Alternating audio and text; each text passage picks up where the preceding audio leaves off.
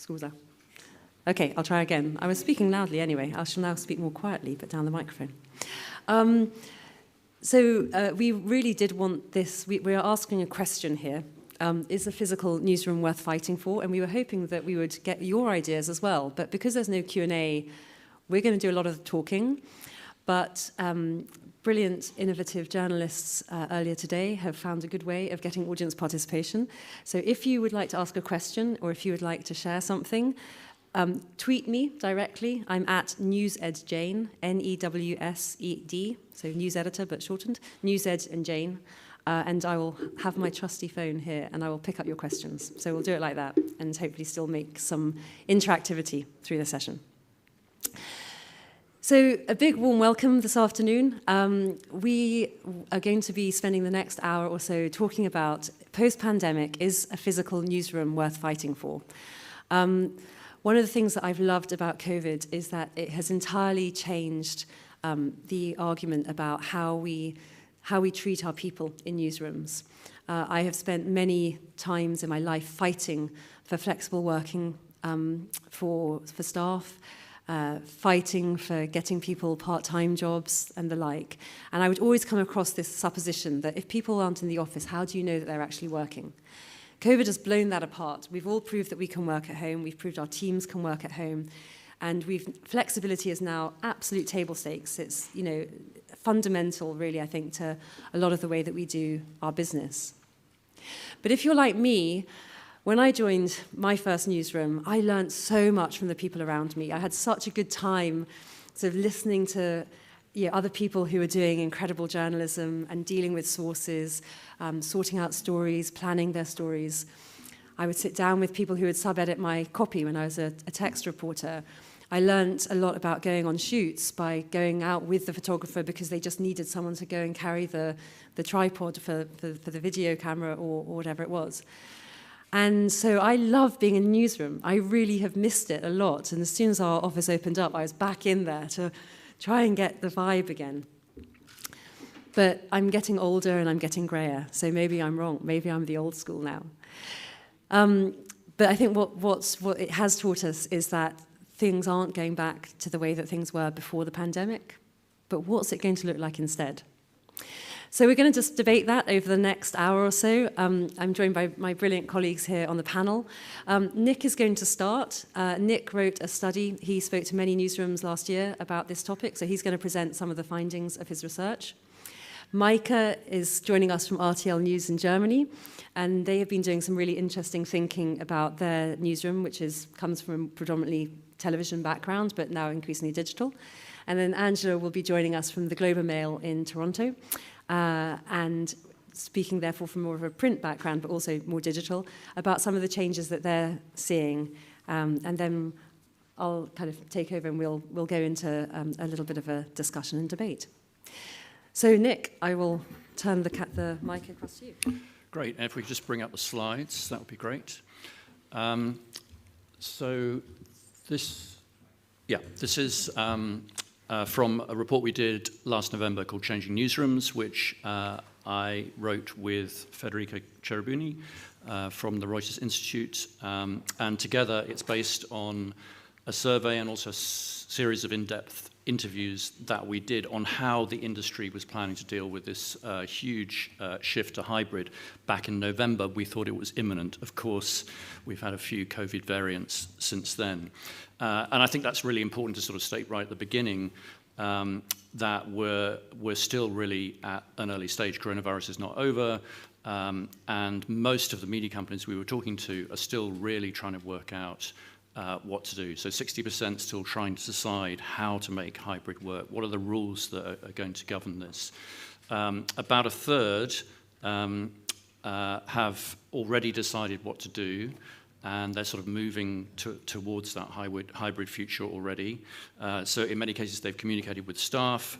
For example, a number of regional publishers in the UK have closed most of their offices. They've renegotiated the contracts with staff, so you're now a remote worker or a remote worker with hubs. So really significant changes already taking place. But for many people, it's like Martin Kosnek, editor-in-chief of Der Standard, who it's right at the top of his to-do list, you know, mastering this shift from remote to hybrid work, and thinking about all of the different processes that are going to be required in the process. But as Jane says, not going back to how things were before. This is the key slide for me in the report, because it really sets out what respondents feel have been the gains and the losses of the enforced period of remote working that we've been through. So on balance, you know, people feel that it's been really good for efficiency. You know, meetings have taken a shorter amount of time. It's been good for employee well-being in that people have had more flexibility. There's obviously been some mental health problems. So, you know, it's not been good for everyone, but on balance, people think that it's been good. But there are huge losses here in collaboration, creativity, communication. So we stole this idea of the 3 C's from Jane, who's going to talk about it in a bit more detail. But people really worry about, you know, the lost connection with the values of the organization and the culture of the organization. And the challenge, I think, is how do we build that back now as we move to hybrid? And that leads us really to the idea of rethinking what the office is for. If it's not going to be a place where we primarily do our work, or where some people don't do their work anymore, can we rebuild it as a place for creativity and collaboration? This is a picture from El Diario in Spain, and they redesigned, during the pandemic, they redesigned their offices, not as a fortress, but as somewhere where they can have member events, and they can really think about it very differently as a sort of porous newsroom, if you like. A very different kind of concept. So I think there are many different newsrooms that we might want to fight for. We don't necessarily want to fight for the ones that were there in the past, but maybe there's some really exciting ones we could physical newsrooms we could think about for the future. So there's a lot to think about here, not least the fact that some roles lend themselves much more to remote working than others. So, you know, if you're a beat reporter, for example, working intensely on a particular story, then you don't necessarily need to collaborate during that story. Then that's sort of fairly easy to do remotely. Or if you're a software engineer that needs complete focus, then again, 92% feel that those roles are appropriate and for remote working. But if you're working in a television or radio studio, where to a tight deadline, where it's all about coordination, quick-fire communication, only about a quarter think that these roles are best suited to remote working. And of course, there are many roles in between. So we maybe can think of a matrix. So on the sort of vertical axis, you have sort of individual focus on the one hand, and then you have team focus on the other hand, where maybe you need to be more together and more collaborative. But then we also need to bear in mind the other axis, which is about life experience and life stage. So older, more experienced journalists who don't need as much sort of support or supervision, of course, can work from anywhere. But then how will younger journalists learn? You know, how will they pick up via osmosis, which often happens from those older journalists? So, you know, there's a whole load of sort of questions here, I think, about equity. You know, the roles make a big difference, but do you want to make everyone work at home or come into the office regardless of these differences? Or, you know, and how is that going to square with the needs of the business? So that lack of geography also, on the other hand, opens up lots of opportunities to recruit more diverse talent, or better people, and I think these are just some of the very big questions that I think come out of this shift to hybrid working that we can pick up. Brilliant, Nic. Thank you so much. So we're going to turn now over to Maike from RTLNEWS in Germany, and she's going to speak a little bit about how they've been rethinking their newsroom. So Maike, over to you. Okay, thank you. I was just thinking that when the pandemic started, we wanted to try more mobile office for our employees. Wanted to start with 5 days a month. It's kind of funny because I think it was the first day when we tried that, and that's when lockdown came. So everything has changed since then, of course. And during the pandemic, we realized at a very early stage that we had to rethink our ways of working. As you see here, we're located in Cologne, near the River Rhine, and it's a lot more than just thinking about building, though, of course. It's got a lot to do with culture, the way of working, and we've realized very early that we had to think about all of that at the same time. We did 2 surveys at the very beginning, and then towards the middle of the pandemic, all of our employees said that, well, like Nic said mostly, it's that collaboration, communication sense, which people were missing. They were enjoying the fact that, of course, work-life balance is a lot easier when you were able to work from home.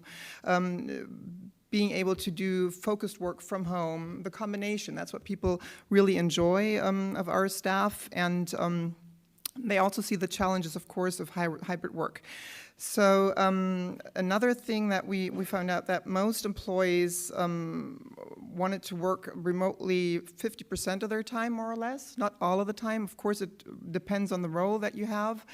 And it meant for us that we had to, well, first of all, think of how to design our floor space more effectively, because we didn't want to have half of the space empty all of the time. And then to create communication areas where we can offer exactly what people were looking for. Getting together, collaborating, but also having smaller spaces to get together. It's just a combination of different offers that we talked about. And that's the logic behind our new newsroom concept. Or can we go back to the other slide, maybe just earlier? Yeah, because that's another very important thing that we discussed. Before designing the concept, we defined principles that our concept is based on. First of all, we've got desk sharing for everyone now with standardized equipment, workspaces with specific requirements for certain roles and jobs. There are certain roles in graphics, for example, other jobs that require certain equipment, so we take care of that. We have no more individual offices. Of course, that's something that really hurt some people more than others, you may imagine, and that's why change management is so important during the process, because it is, of course, a challenge for everyone to deal with, but we've been quite successful talking to people, making them understand the concept and offering alternatives if they don't have their individual offices anymore.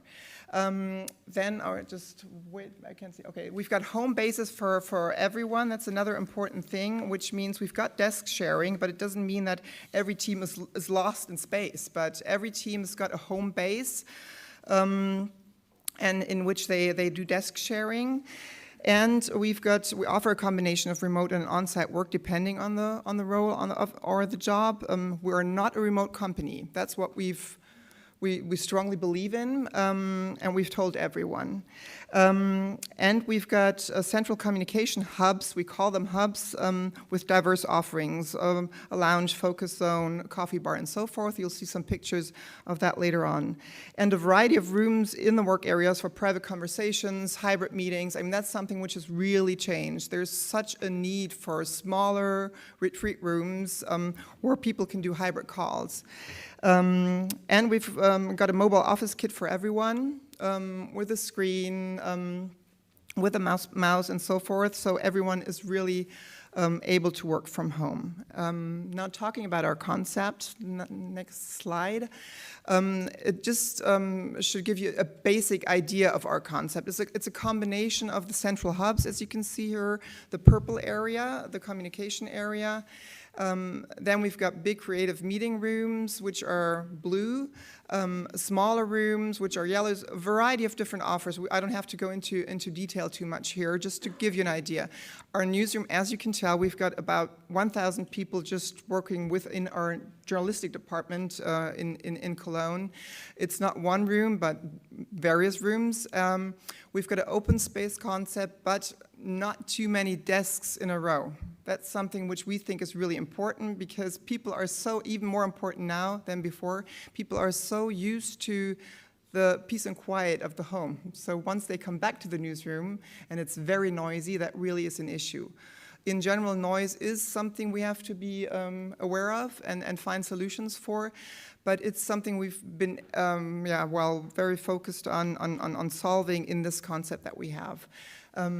So let me go on to the pictures. So this is an impression of the central hub that we have designed with an architectural office from Switzerland, well-known architectural office, Evolution Design. As you can see, different offers are in that zone. You find some kind of bar where people can get together. This is it here. Then we've got an amphitheater. No, we've got a coffee bar where people can get together. We've got a lounge area. Sorry. Then the next one, yeah, that's the amphitheater where you can present things, get together with people, also just have a coffee. There it's more like a library type of atmosphere, but you can also have meetings, of course. You can see screens included everywhere. We try to include, of course, screens and possibilities to have hybrid meetings, to get together. That's something which is really, really important now. Then we've got so-called diners, also important to have meetings there or to just sit there and work by yourself. And finally, I don't have a picture of that, but I can tell you we've got focus rooms there. You see that, I think, in the other picture. But a variety of offers that takes into account that people, once they come into the newsroom, they want to get together, but of course they still want to be able to not just talk to each other, but also work together. And so we've tried to take that into consideration, and we're very positive that people are really willing to come back into the newsroom. We can already sense that, but of course it has to be a combination of hybrid work and the newsroom. And I'll hand over to Angela. Hi, everyone. I guess I'll shift that over. Hi, everyone. So I'm Angela Pacienza, executive editor at the Globe and Mail, which is we're based in Toronto, but we actually have offices across Canada, and we also have 10 foreign reporters around the world. So at any given point, there has always been some sort of remote work happening in our office. Our view of return to work is very much focused around a hybrid office with a virtual first mindset, with the idea that there is always going to be a certain percentage of people at home. And so we have to make all of our processes and all of our office behavior with that virtual first mindset so that no one gets left behind and no one is left out of conversation. So what we did is, so about 3 years before the pandemic, we moved into a very shiny, beautiful new building, completely outfitted for us, and then the pandemic hit, and now we don't need all of that space. So we gave up 25% of our floor space, so one floor. So our staff now are over 2 floors instead of 1 floor. It assumes that everyone will be coming in about 2 days a week. If people want to come in more often, we'll allow it. We just need, there can't be, we've got thresholds. So 100% of people can't come in 100% of the time, or there won't be space for everyone. So that's sort of how we've gone to it. And our philosophy behind it was really about making the office a destination and giving the destination a purpose. And so the purpose of the office would be for collaboration, for social connection with your colleagues, enhanced tools and equipment that you can't get at home. So for example, our podcast studio, it will be better than the closets that we've been using for 2 years. And so that kind of thing. And then mentorship and learning. We think, while mentorship and learning obviously has happened these last 2 years, the in-person face-to-face is much more meaningful. And so that's another idea of the office as this destination where that type of behavior can happen. We've done a lot of the same things as others, conferencing equipment everywhere. We use an app so you can pick a desk that you're going to sit at. What we've done is we've created zones. We call them neighborhoods.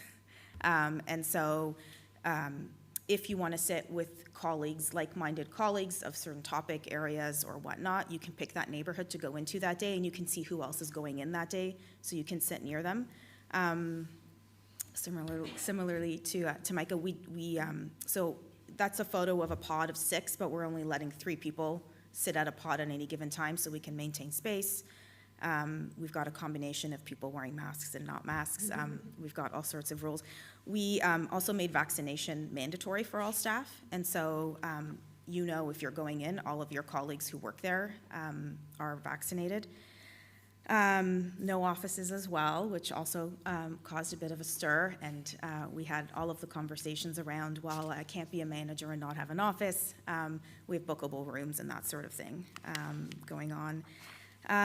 Everyone's got a locker that they can keep things in as long as they want to. If you're a regular, if you're someone who comes to the office 5 days a week, you can get your own desk. That's an incentive to come in more frequently. That's a pilot project we're trying. Again, though, if 100% of people said that, we couldn't actually do it because we don't have that space. So yeah, that kind of gives you an overview. And if you want to just go to the next slide. Some of the things, though, I don't have finished pictures because we're still in the process of renovating. We're getting some bookcases with acoustic paneling to absorb some of that sound, and freestanding dividers and that kind of thing. So yeah, it's a very similar concept where there's a lot of collaboration areas happening, so yeah. Brilliant, thank you so much. So just before we go into the sort of discussion, and thank you very much to those who've already sent in questions. It's great to see some. We're making collaboration happen. And just to remind you, it's NewsRooms if you want to tweet me, and I'll ask the questions in a second. But just before we go there, Nic kindly referred to he took 3 of my 5 C's.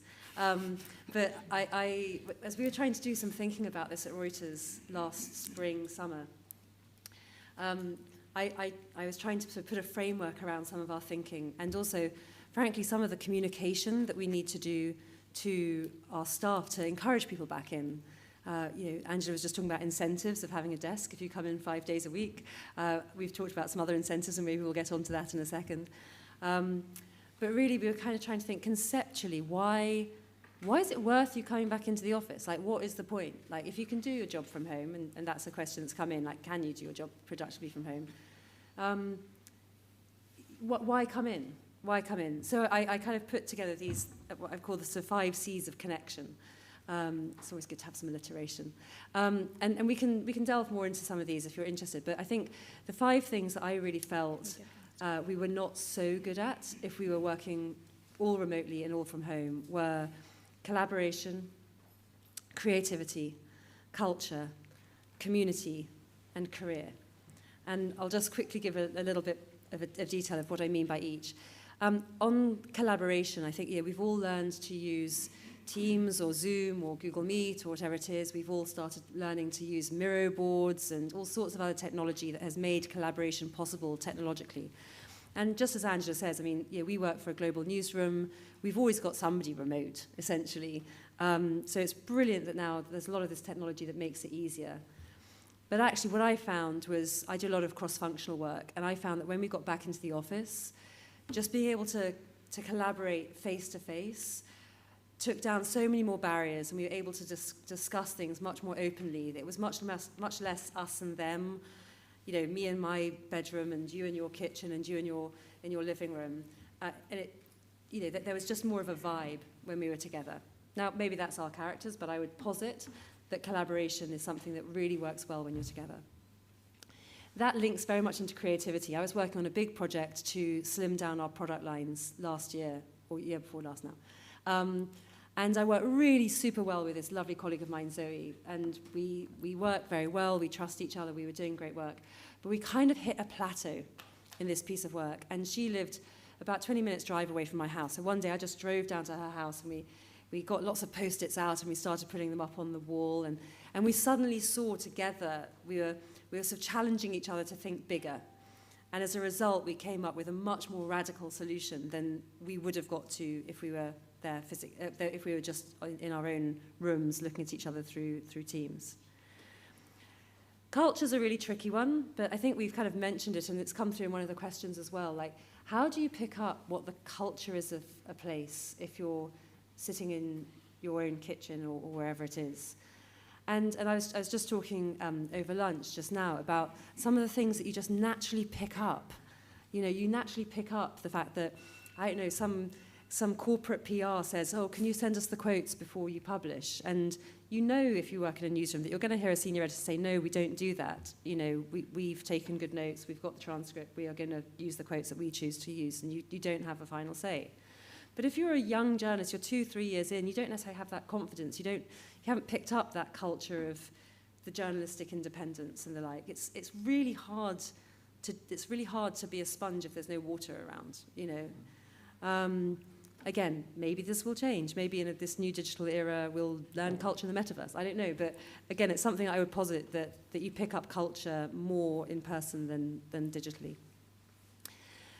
Community, person who I had lunch with and I met on a training course at Reuters 20-odd years ago, and we're still mates now. I miss my work friends. I like seeing my work friends, and I like having that sort of community feeling. And like, we do difficult jobs in journalism, and doing it together is really important. And I just think that I miss a lot of people. There are a lot of people, if I need to work with them, I'll work with them. I'll see them on Teams. But you don't necessarily put in a water cooler chat with somebody that you only speak to 3 or 4 times a year. You know, that community piece, again, is much stronger in person. And then finally, career. We all know that we need to be breaking distance bias. We all know that we need to be really thinking about who's the squeaky wheel who always gets the promotions. Like, we need to be looking beyond this. So I'm not necessarily saying you need to be in the office to get a promotion. Please don't hear that. But again, I learned the art of writing better by being in the office and working with people, seeing people, talking about. I learned to hone a pitch better by trying to pitch to somebody at the coffee machine and getting their feedback. And those sort of informal moments that you speak to somebody with different experience or more experience or less experience and new, fresher ideas, you build up your own professional skills. So that's what I posited, my 5 C's. I'm sure that there are plenty of other things, and if they begin with a C, that is excellent, and if they don't, I'll still listen to them. But that's kind of, so that's some of the thinking that's happened around this table.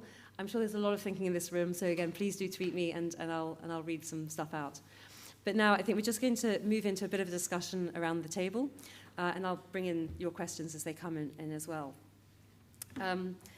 But I just wanted to pick up on one thing that has been mentioned in a couple of the comments, which is this issue around building a more diverse newsroom. And does hybrid working help us to build a more diverse newsroom?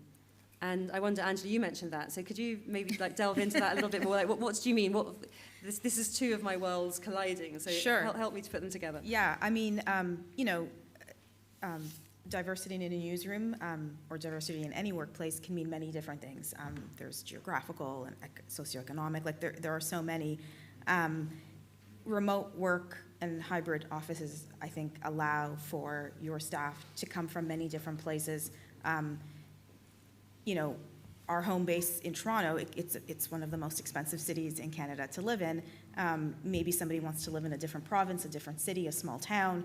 Suddenly you've got those options that we didn't have pre-pandemic. And so I think that allows us to diversify our staff and compete also for talent in a way that we couldn't compete before. I can speak for North America. I'm sure in Europe it's probably very similar, but newsrooms, now that they're more remote, we're all competing for the same staff because I don't need to move to New York City anymore. I don't need to move to Los Angeles. I can stay in Toronto. And so whereas previously we were only competing with other workplaces that were in our cities, we're now competing with so many more newsrooms for talent.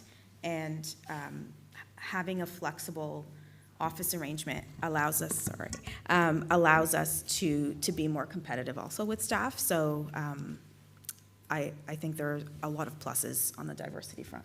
Nic, this came up in your study as well. Do you want to share some of the other things that you found?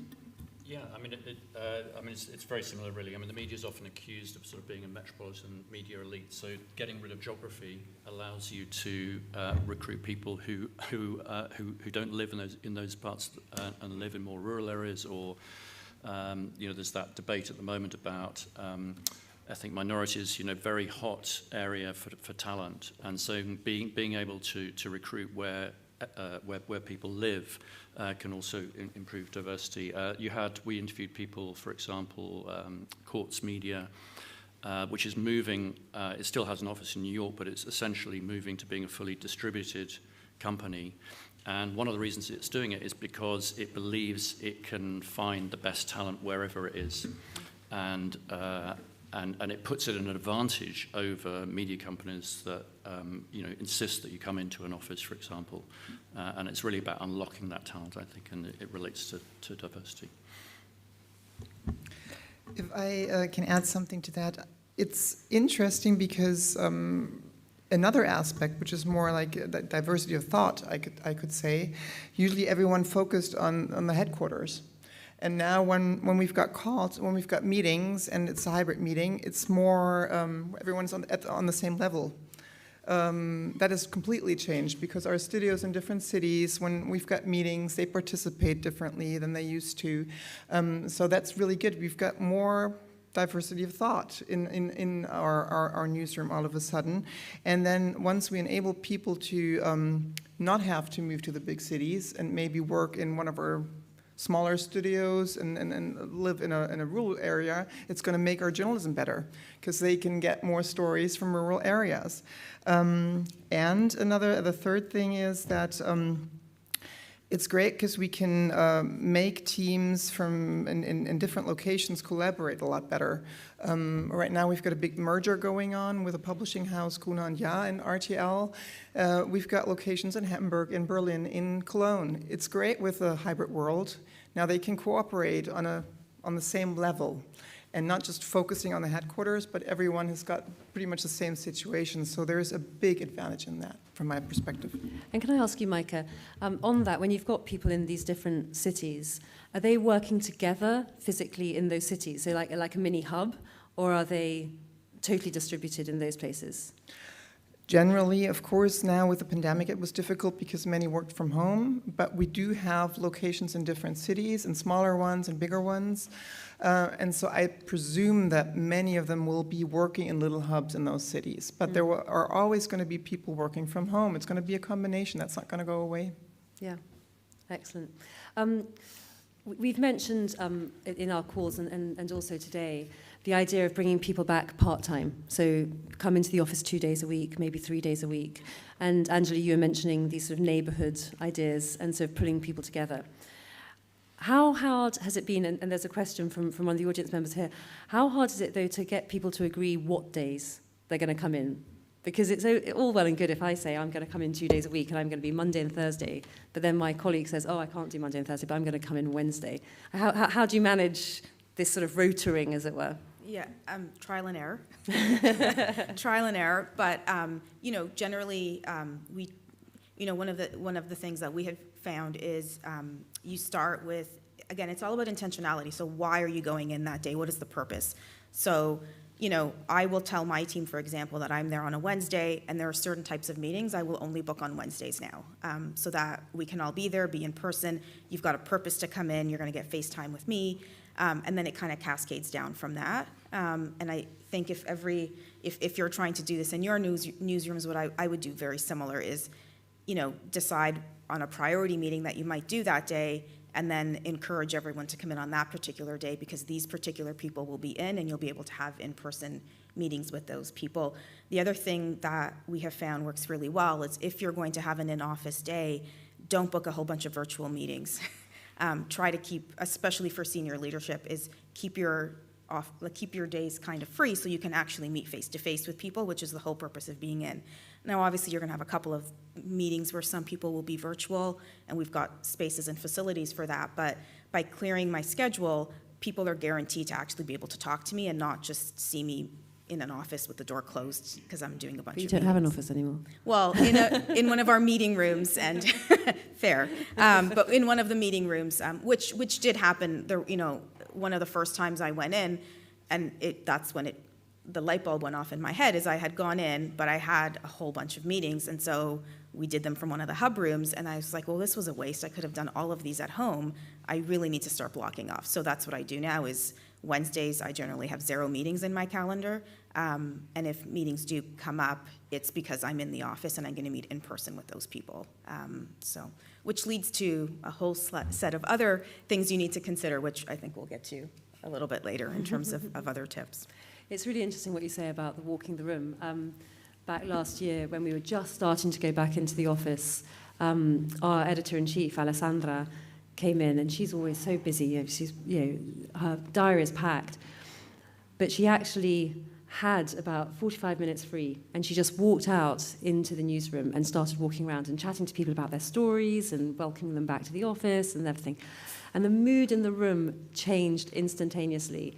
And the word went out, and it was a Thursday, and the next Thursday, the office was really quite full. Everyone was like, okay, if I'm going to get seen by the editor-in-chief, I'd better be in. So I think it does. I think, you're absolutely right. Even if you have a really packed day, trying to get a break in your day to walk the room and to have those conversations is helpful. Have any of you, and Nic, I think in your study, you kind of looked at some of the way that people were being incentivized back. What did you find on that? Yeah, I mean, one of the things that surprised us actually was the reluctance of people to go back. People have got very comfortable. I mean, some people, desperate to come back, as we've said, but other people, quite reluctant. So media companies are really struggling to get people in right now. So I was at the Financial Times recently, and they've just started doing free food. This is like a Google trick, right? It'll be chauffeur-driven cars next. Electric cars, autonomous electric cars. So yeah, free food, free massages. Some media companies are doing free massaging, trying to create events essentially. So outside talks, inspirational speakers, quizzes, all kinds of things to reconnect, because people have just got into a different lifestyle, and that issue of how do you reconnect with the culture, I think media companies think it's really important. It's worth putting money behind. Maike, do you have any stories about incentivizing or sort of creating the days for people to come back in? Well, with many people have been coming back since we're doing broadcasting, so it's kind of, we discussed that, but it would kind of seem strange to have like a welcome package to come back, because so many people have had to come back to be able to broadcast our bulletins. But still, we've done things and discussed things. One was like a list with things to remember when coming back, because it's been such a long time. We're redesigning our canteen where people eat. We'll have a gaming area there. We'll have a room with a massage chair and all kinds of offers. We're planning a party once that's possible. Everyone loves to party at RTL, and so people have really missed that. So there's going to be a lot of that.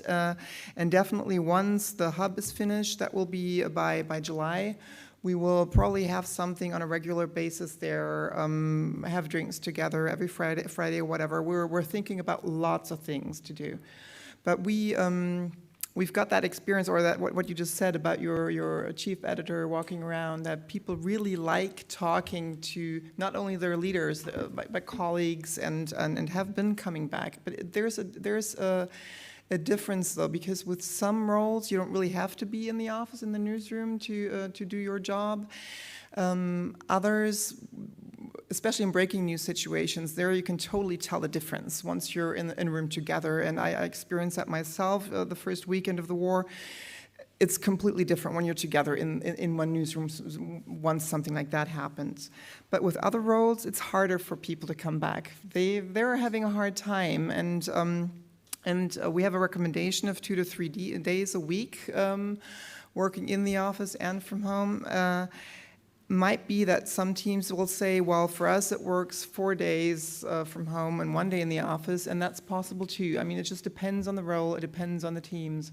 And we won't force anyone into the office. I mean, that's one thing. We want to make our offices or our newsroom as attractive as possible, so people will want to come in. It's like a magnet, and not forcing them to come in. That's not how we think about it. I should just add one very quick thing. I think there are differences. So you take a very collaborative approach, but I have come across, I'm not going to name them, but some newsrooms where the editor basically expects people to come back in, and that's also really effective. I mean, it's very different. They have largely come back in. I mean, obviously on a different basis and sort of 3 days a week, but I think there is very different styles in different countries as well. And if you'll just allow me, Maike, to just come back to you, because one of the questions that's come in, I think, is probably very pertinent in Germany, and asking who's been at the table when you've made these decisions? Because you mentioned that you had polled people, but like when you've made the decision about 2 or 3 or 4 days and the regional hubs and everything, who's been at the table? And was it just management, all departments, workers' councils? In Germany, of course, that's a big part of it. How were the decisions made? Those aren't decisions that just the management makes. So, well, first of all, the surveys were really important for us. Then Workers' Council, of course. We've got work groups. We've got a whole, a big project group called Playground working this out. And then during the process, designing our newsroom, in particular in the journalistic area of RTL, we've done interviews with the managers. We've done workshops with all the employees. We've got some, well, you can call them change agents, representing different teams, and then giving us feedback, what works, what doesn't work. And so it's a very collaborative process, like you said, Nic. And but for the guidelines, it's the project group, Workers' Council, management, a combination of all of those, plus the surveys, the results of the surveys. Angela, you work a lot in editorial innovation, and I just wondered, when I was speaking about collaboration and creativity, did those things resonate with you? How do you feel about sort of, building up these new ways of storytelling and the like? Yeah, I mean, when we were first went into lockdown and we had to start immediately collaborating through Slack and through WebEx, which is the fun tool we use. Everyone's got their favorite. Collaboration was extremely difficult. Now we learned to get around it. And, I think we've done many incredible collaborations over the last 2 years. We've actually put out some of our best journalism in the last 2 years for a variety of reasons. But when we do start to go back, and we have started to have people in the room together doing that collaboration, and I should say during the pandemic too, we would have a lot of park days where people would go to a park with some blankets and beers often, and have a little bit of collaboration that way too. You do get more outside the box ideas. You do get a lot more brainstorming, a lot of different voices brainstorm. So one of the challenges, I think, for management when collaboration is happening is, on some of the teams you'll have extroverts and you'll have introverts, and you have to lean so much more heavily into the introverts, particularly virtually, to really pull them into the conversation. And when you're in person, it's more natural and it just happens more spontaneously. So I think that's something newsrooms need to get right in the next year as they're all coming back. And we're talking about sort of these cross-functional teams, and I think those sort of personality things are very important. I think there's also a generation issue, and again, one of the questions that we have from the audience is from a young journalist on a journalism course currently, and she says her concern is how young journalist students will get those all-important in-person and newsroom work placements and learn the way that we did from around us in the newsroom. So yeah, how can we ensure that people are working together so that young student journalists can continue to benefit from these partnerships? Is that something that the older journalists are aware of, that it's part of their job? I mean, how do we make that happen? Do you want to go first? Well, like I said, we're not going to force anyone back into the newsroom, but everyone is welcome in the newsroom. And especially young journalists, I mean, it's a bit different with RTL because maybe we've got a bit more space. So if younger journalists wanted to come in 5 days a week, that would be fine if they feel better then. And of course, our older and more experienced colleagues are aware of the fact that they they should help them. We've got our own school for journalism, which is really important in that aspect. And so that's one thing, and one important thing, onboarding, recruiting younger people to show them how the job is done, which we realize is an essential aspect of being in the newsroom. And so I think that's going to work just fine. And we've experienced that younger colleagues have been wanting to come back even more than more experienced colleagues. Yeah, I'll just add to that. One way we got around that in the during the pandemic. So, one of the ways that I learned as a young reporter is I sat beside somebody who was amazing at getting anyone to tell her anything, and I picked up so much from that.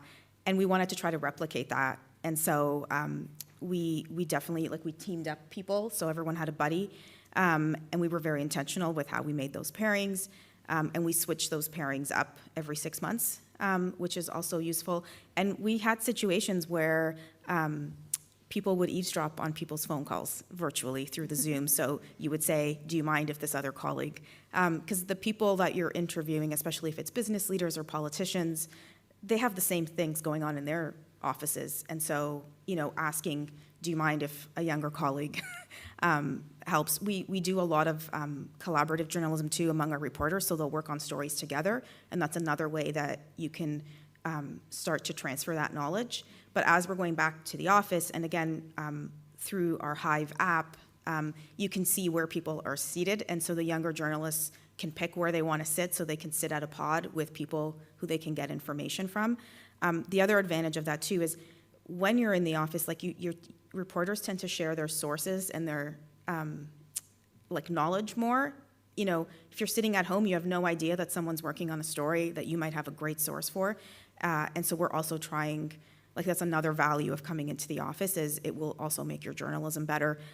But we're also trying to replicate that in a virtual setting with this idea that we're always going to be a certain percentage virtual. We're not ever going to go back to 100%. So. If I can just share, and thank you, Liz, wherever you are. Hello, Liz, for sharing this. So Liz is at RISJ, and she has shared this, that our newsroom has gone from 20 to nearly 90 over the last year, which is great. More journalism jobs, we like that. But the vast majority of new staff are on their first job, and they have been desperate to be in an office. Average age of the team is 23. Training has been very tough, both for them and for more experienced staff. I think it's impossible to overstate how important being back in a newsroom has been for us. And that's a really interesting point. And I think we've had the same issue where, as you've been saying as well, some of our younger staff have been desperate to come back in. As soon as the office reopened, they were sort of straight back in because they're in flat shares. One of our colleagues was working from an ironing board. That was the only thing that would fit into her room to give her height enough to be able to work on this ironing board.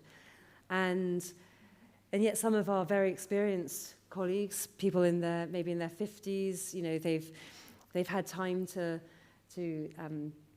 earn more money. They've maybe have their own house. They've probably got more space. Some of them have moved out of town. It's a very comfortable life, thank you very much. And why on earth should I go back to commuting and sweating on a tube with sort of 400 other people and the like? And so you've got quite a generation gap. We find both in the terms of what people want, but also, frankly, the situation at home. One of our brilliant young journalists was sharing with me that she's in the flat share of 4 friends from university, and she just feels that she's doing a master's in journalism with the same friends from university because she works from her bedroom, and if she goes down to the living room, there's one of her flatmates apparently really likes cooking bacon at about 10 o'clock in the morning when she's trying to interview sources, and she can just smell the bacon, and she's like, I need to get into the office so I don't smell the blooming bacon, And I think there's a bit of a generation gap issue here as well. Yeah, I can maybe just add.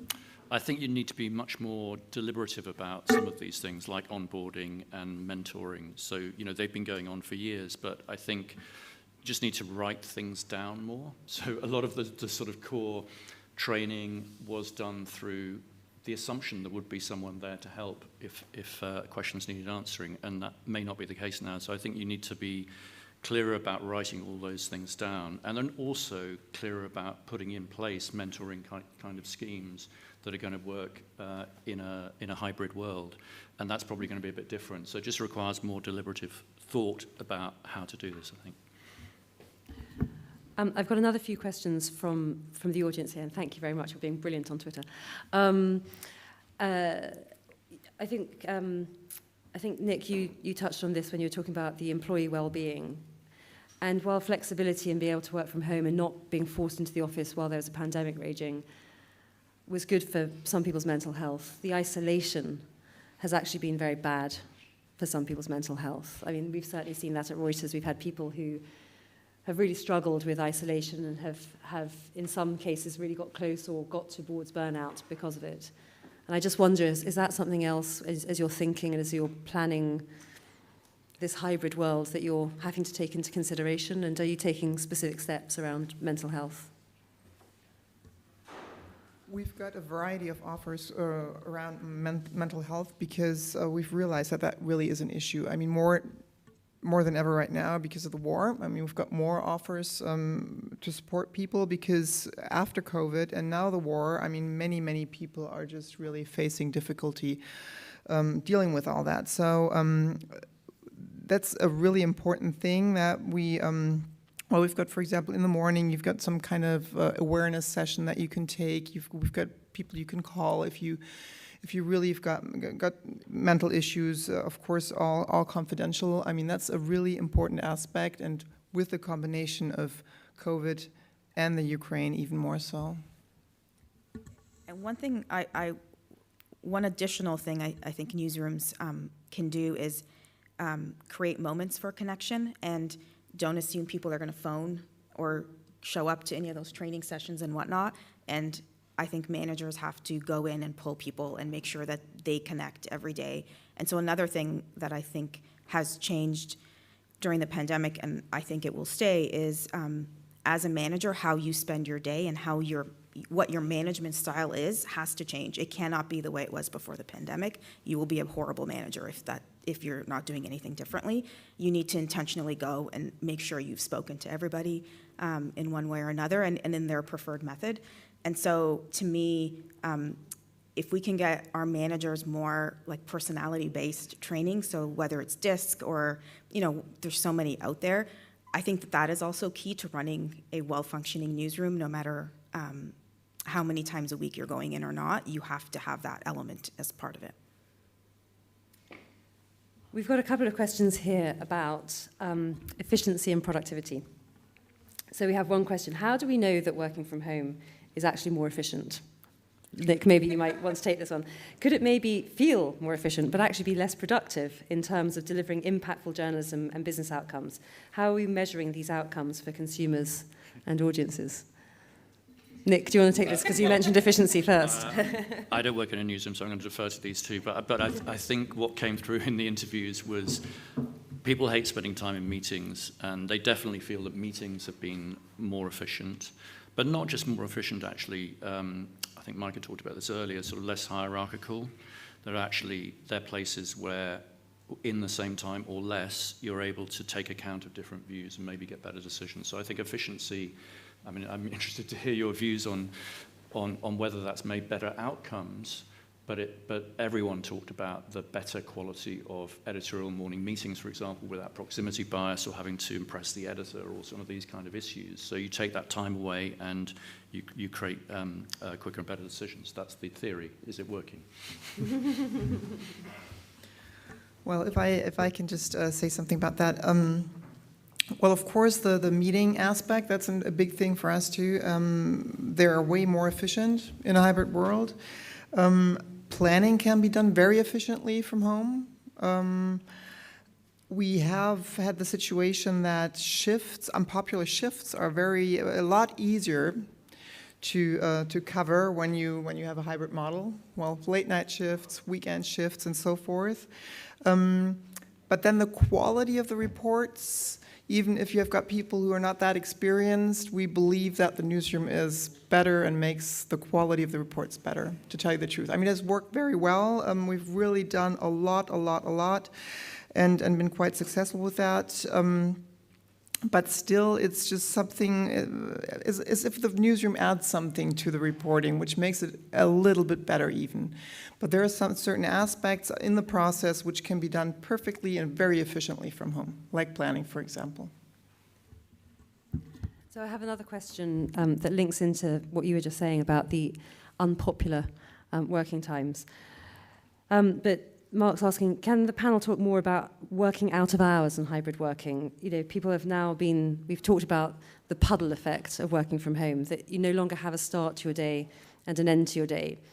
You're still at home, your computer's still there, you still look at your emails at night. Are you finding that we're now sort of trying to have to bring back in better boundaries, or what was the Globe and Mail staff brilliant at boundaries during lockdown in a way that maybe Reuters wasn't? Sure, we were brilliant, absolutely. I mean, I think, yeah, everyone struggles with this. You know, we've tried a number of things, and it works better for some people than others. You know, to your point earlier about some people might not like where they're working from or their home situation, or maybe they're more lonely, so they're working longer hours because it's something to do. So it kind of can work both ways depending on the individual. But, you know, we try to use Slack notifications a lot, and so if you're finished work for the day, you turn them off, and that's how you know that that person's unavailable. We use the stop sign emoji a lot in our Slack. So I think there are things that management can put into place as best practices and try to encourage everyone to do it. And I'm going to sound like a broken record, but it has to start at the management level, and they have to do it themselves. And so, you know, I try to model that behavior whenever possible with my team, and I will say, I'm done for the day. You know, if it's an absolute emergency, phone me, but otherwise I'm not going to be checking. And then I'll try to, and again, try, because it doesn't always happen. And I will say that we were doing things pretty good, and then a big news event will happen, and it kind of goes off the rails for a little bit, right? And so I will admit that many of our best practices in the early days of the Ukraine war went out the window, which you would expect, right, for good reason. So, but I think you need management to model these behaviors and actually say, like, I'm not going to answer. So I try really hard not to answer emails in off hours, and even if I'm working, I will use the send later function. I was very happy when Slack brought that on, so I can write a whole bunch of Slack messages, but they'll all go tomorrow morning at 9 a.m. And so the really smart people have figured out that I do that, so I now started doing like 9:02, 9:03. But I think that it does model good behavior, because what happens is, you know, again, depending where you are on the scale of an organization, people feel like they have to answer you because you're the boss, you're the executive editor, you're the editor-in-chief, or whatever your title is. And so it's incumbent on those people to model that behavior for then it to cascade down. And if you try to do it from the bottom up, it's never going to work. And that was like pre-pandemic and post-pandemic, so. Yeah, I feel the same way, that leadership is just essential here. And another thing is that, of course, you're right, from the bottom up, it's hard to fulfill if the leader doesn't support it.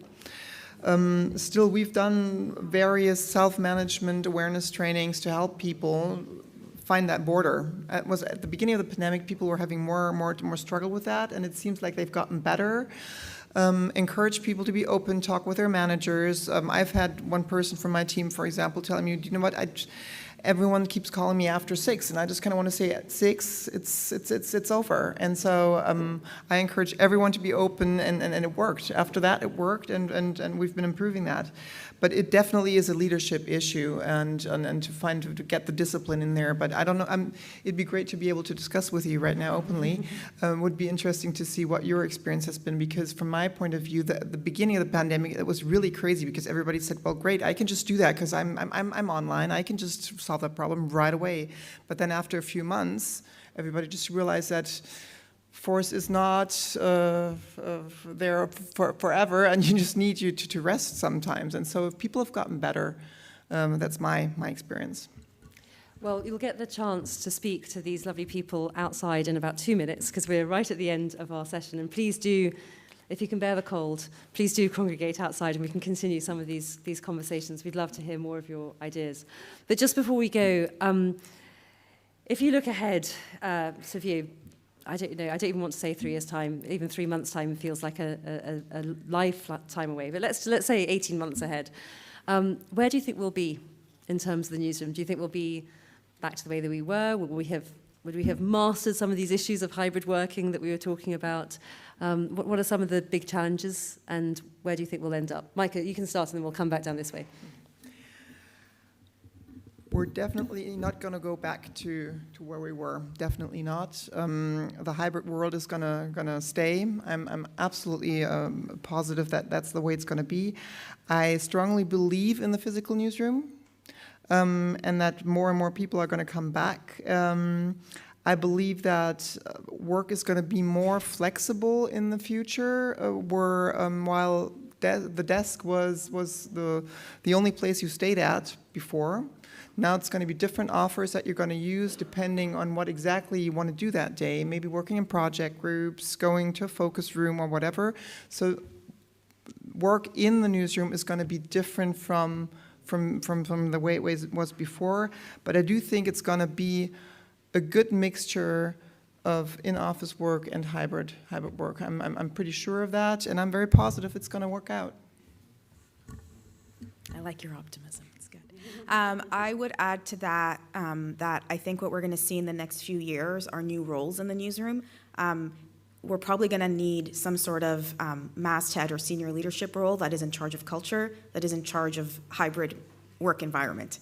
And I think the newsrooms that have that type of role, that are, again, very intentional about it and making sure no one gets left behind, will be the more successful ones. So that's something I think is going to be hot. I think there's going to be, obviously, physical newsrooms. They're going to remain. But I think they'll be different underneath. So what changes is the operating model. And I think, I'm optimistic in the long term, but I think there's a lot to think about. I think it's, on the optimistic side, it's going to allow work to be done independent of location. I think that opens up new opportunities, but also creates difficulties. I think it enables us to use talent and think about talent in different ways. At its best, it's about, making the working environment in the newsroom less formal. It's about breaking down some of those hierarchies that we talked about, and bringing in more diverse groups and consulting them more in conversations, hopefully for a better outcome. So I think, the real changes in that is underneath the physical bricks and mortar in the operating model. Brilliant. Well, thank you so very much, Maike, Angela, Nic. And thank you very much to you. Thank you very much for everyone who tweeted questions and comments in. And I do hope that this has been interesting, given you some ideas, some little tips and some tricks and some frameworks to think about things. And let's continue the conversation outside or over a cup of coffee. Thank you so much.